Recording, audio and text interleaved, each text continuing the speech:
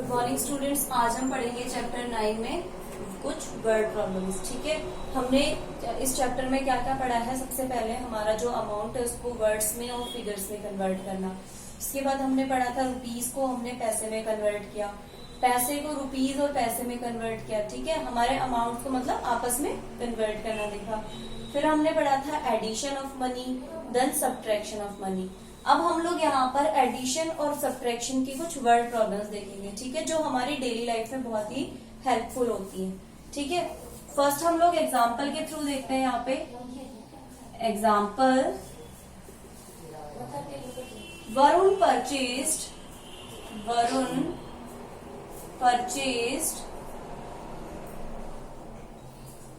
a notebook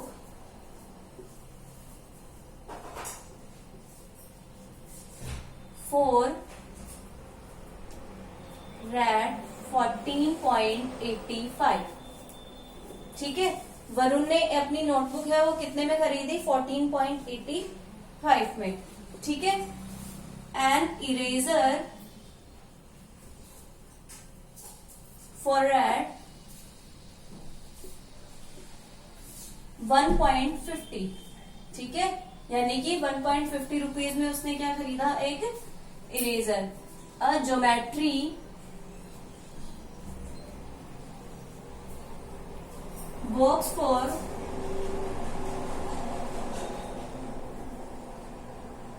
Rad 26.75 and a sheet of graph paper for a sheet of graph paper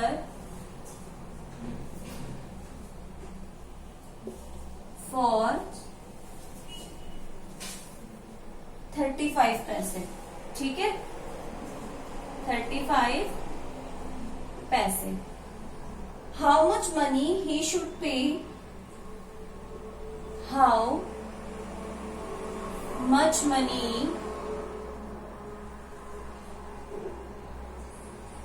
he should pay to the stationer?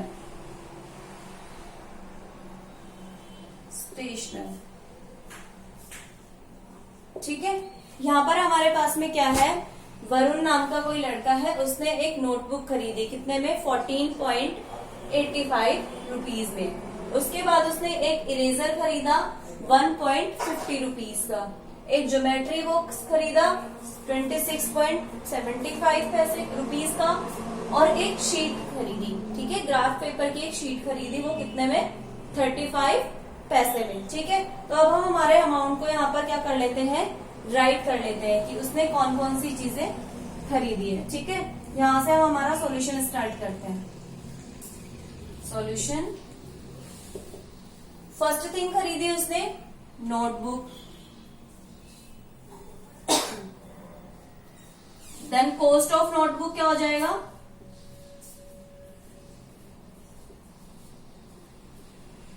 Equal to Rad 14.85। ठीक है, एक notebook की cost कितनी हो गई? 14.85। Next हम देखेंगे cost of eraser. Cost of eraser कितनी हो जाएगी? 1.50 रुपीज। ठीक है, नेक्स्ट हम लोग देखते हैं कॉस्ट ऑफ ज्योमेट्री बॉक्स। ठीक है, कॉस्ट ऑफ ज्योमेट्री बॉक्स,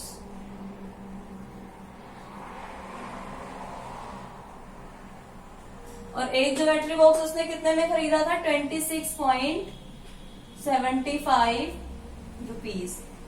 ठीक है, इतने में उसने क्या खरीदा था? एक ज्योमेट्री बॉक्स खरीदा था। नेक्स्ट हम देखते हैं उसने ग्राफ पेपर शीट भी खरीदी थी, तो कॉस्ट ऑफ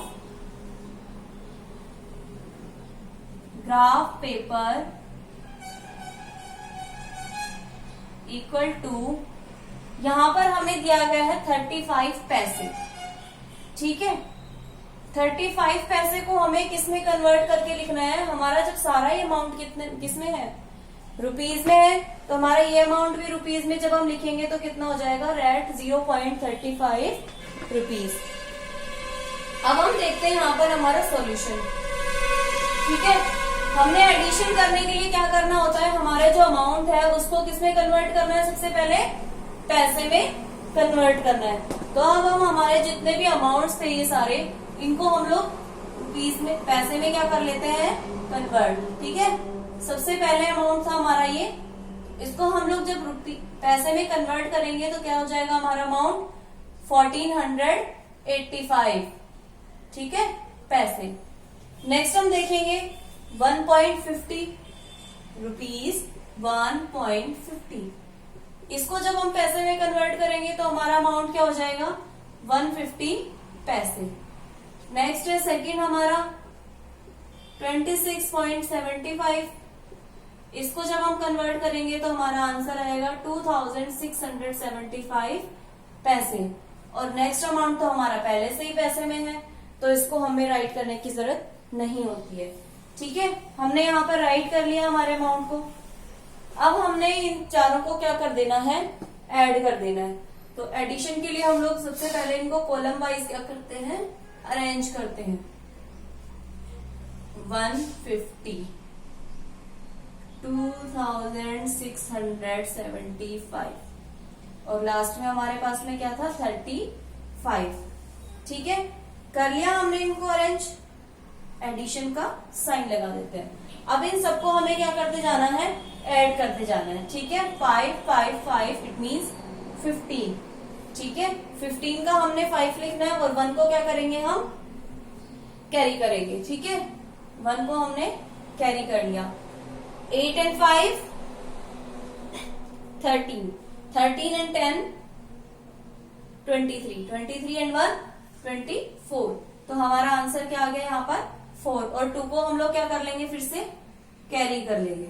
ठीक है, 2 को हमने जैसे ही कैरी किया तो 2 and 4 6, 6 and 1 7, 7 and 6 13। ठीक है, 13 का हमने क्या लिख देना है यहाँ पे? 3 और 1 को फिर से क्या कर लेना है? कैरी। ठीक है, और अब जब इनको ऐड करके लिखेंगे तो हमारा आंसर क्या आ जाएगा? 4345। और ये अमाउंट किस में आया? हमारा पैसे में। ठीक है, ये सारे किस में चल रहे थे? पैसे के अमाउंट में। ठीक है, अब हम हमारे अमाउंट को किस में कन्वर्ट करके लिखेंगे? हमारा जो आया है अमाउंट 4345, इसको जब हम लोग रुपीज में कन्वर्ट करेंगे, जिसमें हमारा क्वेश्चन गिवन था, तो उसके लिए हमें क्या करना होगा? सबसे पहले रुपीज का साइन लगाना है, उसके बाद में राइट साइड से 2 डिजिट्स को छोड़ते हुए एक पॉइंट लगाना है, और उसके बाद में क्या कर देना है? हमारा जो बचा हुआ अमाउंट है उसको राइट कर देना है। इस तरीके से हमने क्या कर लेना है? इसको सॉल्व कर लेना है। कोई भी एडिशन की अगर कोई भी प्रॉब्लम आ रही है हमारे पास में, तो उसको हम इस तरीके से क्या कर सकते हैं? सॉल्व कर सकते हैं। ठीक है, नेक्स्ट हम लोग देखते हैं सेकंड प्रॉब्लम हमारी।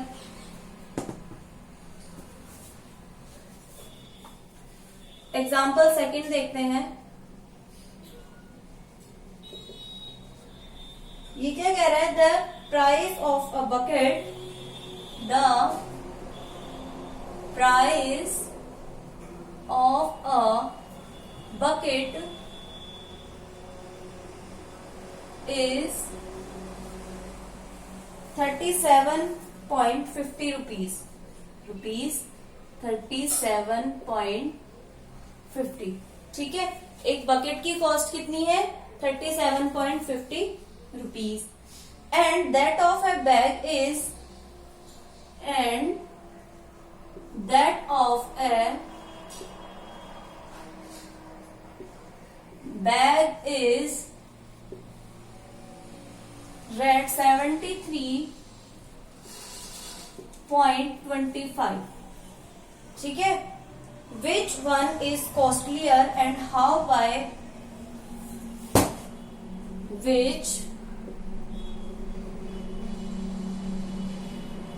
वन इज कॉस्टलियर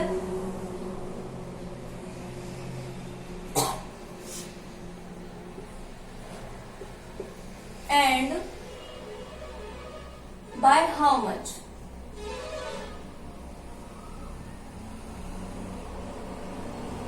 ठीक है। इस क्वेश्चन में हमसे क्या पूछ रहा है, the price of a bucket is 37.50 rupees. ठीक है, एक बकेट की अमाउंट कितनी है, cost 37.50 rupees. One and that of a bag is rate 73.25। और जो हमारा एक बैग है उसकी कॉस्ट कितनी है, 73.25। हमसे क्वेश्चन पूछ रहा है विच वन इज कॉस्टलियर, इन दोनों में से कौन सा ज्यादा महंगा है। ठीक है, कौन सा ज्यादा कॉस्टलियर है एंड बाय हाउ मच, और कितना ज्यादा महंगा है। ठीक है, तो इसके लिए हमें क्या करना होगा, हमारे सॉल्यूशन में सबसे पहले तो लिख लेंगे हम लोग जो हमें गिवन है क्वेश्चन में, कॉस्ट ऑफ बकेट। ठीक है, तो कॉस्ट ऑफ बकेट हम लोग लिखेंगे रेट 37.50। ठीक है, नेक्स्ट हम लोग लिखेंगे cost of bag is rate 73.25। इस तरीके से हमने हमारा अमाउंट लिख लेना है। ठीक है, cost of bucket and cost of bag. ठीक है, ये लिखने के बाद हमने क्या करना है, हमारे अमाउंट को ये देखना है। सबसे पहले तो हमें क्या पूछा गया है कि कौन सा अमाउंट ज्यादा है। ठीक है, ज्यादा है, इसके लिए हमने क्या करना होगा, हमारे जो बिगर अमाउंट में से किसको करना पड़ेगा, लेसर अमाउंट को सब्ट्रैक्ट करना होगा। ठीक है, यहां से हमें फाइनली पता चल रहा है कि 73.25 ज्यादा होता है या 37.50 ज्यादा होता है। हमें पता है 73 ज्यादा होता है। ठीक है, तो 37 कम हो गया हमारा, तो हमारे पास में यहां पे आ गया clearly we say that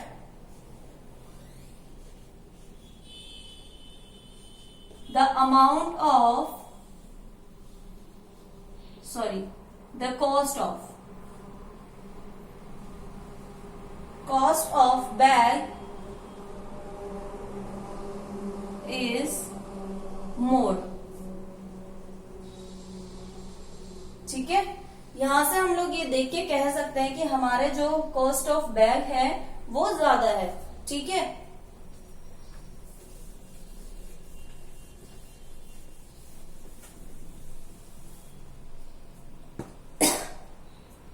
hence the bag is costlier than bucket। ठीक है, इसका मतलब क्या हो गया, जो हमारा बैग था वो बकेट से ज्यादा कॉस्टली है। ठीक है, अब हम देखेंगे बाय हाउ मच भी पूछा गया था हमसे कि कितना ज्यादा कॉस्टली है। तो उसके लिए हमें क्या करना है, हमारे अमाउंट को पहले पैसे में कन्वर्ट करना है। यहां से हम हमारे अमाउंट को अगर पैसे में कन्वर्ट करते हैं तो उसके लिए हमें क्या करना होगा, रेट का साइन हटाना है और ये पॉइंट हटा देना है। तो ये क्या हो गया 3750 पैसे, और ये क्या हो जाएगा 7325 पैसे। अब हम क्या करते हैं, ज्यादा में से ही तो कम को हमेशा सब्ट्रैक्ट करते हैं, तो हमें सब्ट्रैक्ट करने के लिए क्या करना होगा, यहाँ पर जो ग्रेटर है उसको ऊपर लिखना होगा और जो स्मॉलर है उसको नीचे की तरफ राइट कर देंगे हम लोग। ठीक है, ये हमने इसको राइट कर लिया।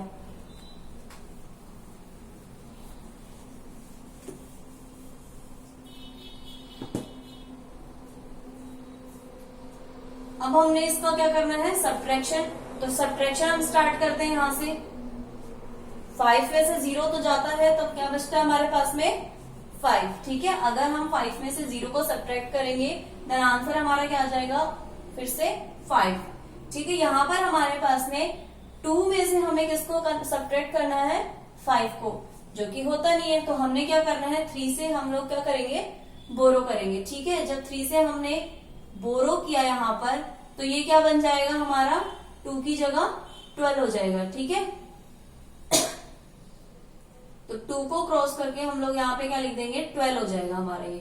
12 में से जब हम 5 को सब्ट्रैक्ट करेंगे तब हमारा आंसर क्या आएगा, 7। क्या हो जाएगा, 7। ठीक है, अब जब हमने यहाँ से 2 को 1 यहाँ से बोरो कर लिया था, तब हमारे पास में यहाँ पे क्या बचा, ओनली 2। तो 2 में से भी 7 नहीं जाता है, तो हम फिर से क्या करेंगे, बोरो लेंगे यहाँ से। तो ये हमारा क्या हो जाएगा, 13 में से जब हम 7 को सब्ट्रैक्ट करते हैं देन आंसर इज 6। और जब यहाँ पर हमने 1 को बोरो कर लिया था तो हमारे पास में यहाँ पे कॉस्ट बचेगी 6, और 6 में से जब हम लोग 3 को सब्ट्रैक्ट करते हैं तो हमारा आंसर क्या आ जाएगा 3। ठीक है, इस तरीके से हमने हमारे अमाउंट को किस में कन्वर्ट करके लिख देना है। ये जो हमारा गिवन अमाउंट आया है 3675 इतना ज्यादा महंगा है। ठीक है, तो इसको हम लोग जब रुपीज में कन्वर्ट करके लिखेंगे तो रुपीज 36.75। ठीक है, ये हो गया हमारा रुपीज में convert. Hence the cost of bag is rate 36.75 rupees more than bucket. Then the cost of bucket. ठीक है, hence the cost of bag is at 36.75 more than the cost of bucket. हमारे जो bucket की cost थी उससे कितना महंगा है ये 36.75 पैसे ज्यादा महंगा है। ठीक है, अब हम नेक्स्ट हम लोग एक और एग्जांपल देखते हैं।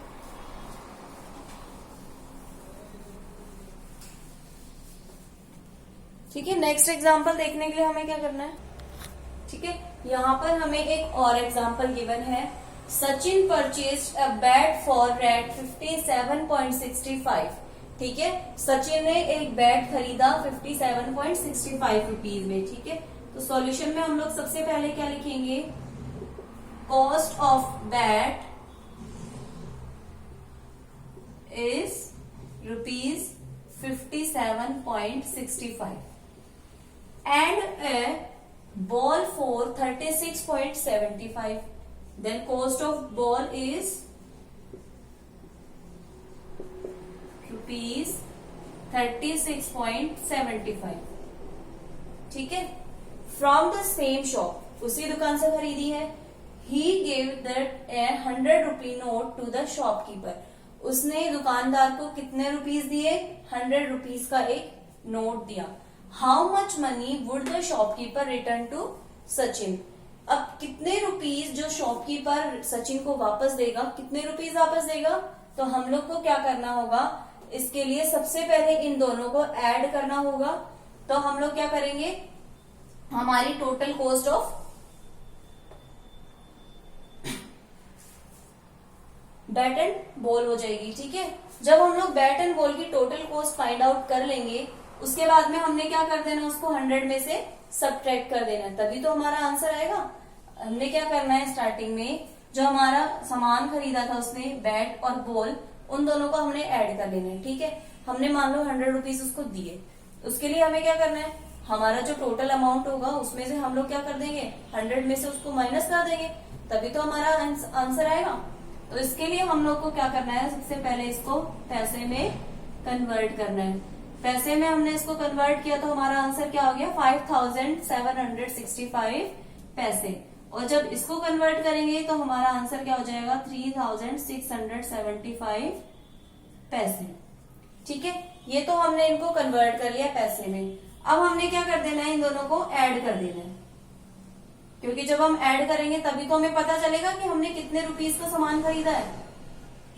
ठीक है, तो हमने सबसे पहले फाइंड आउट करना था कि हमने कितना सामान खरीदा है, उसके लिए कितने पैसे देने पड़ेंगे हमें। ठीक है, एडिशन करो इसका।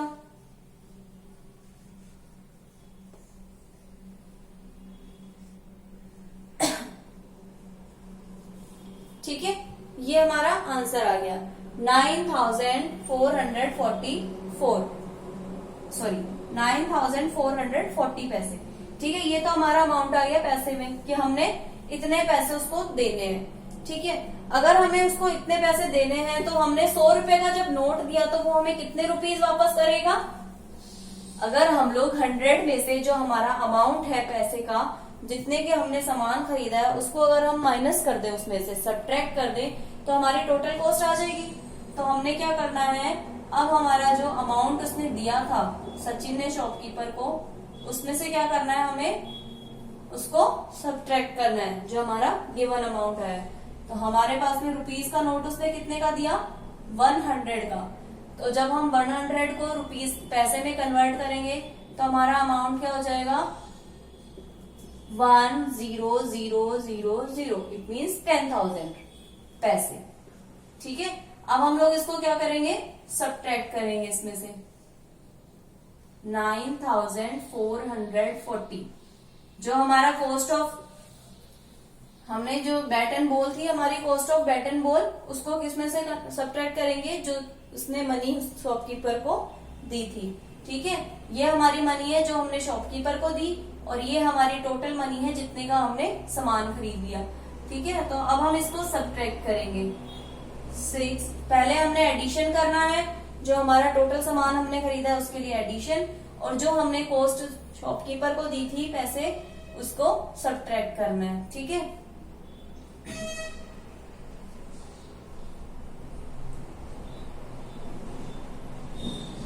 कितने रुपीस बचे हमारे पास में, कितने पैसे, 560 पैसे।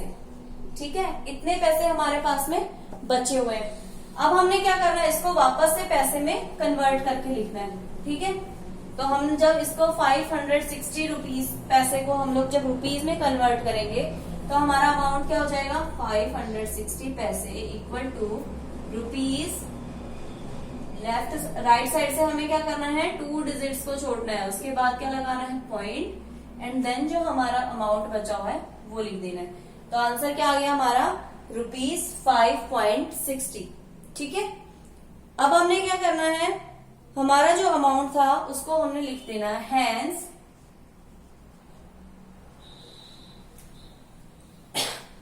Rate 5.60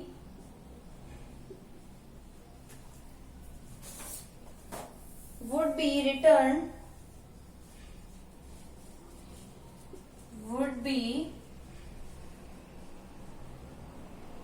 returned to Sachin by the shopkeeper, to Sachin by the shopkeeper।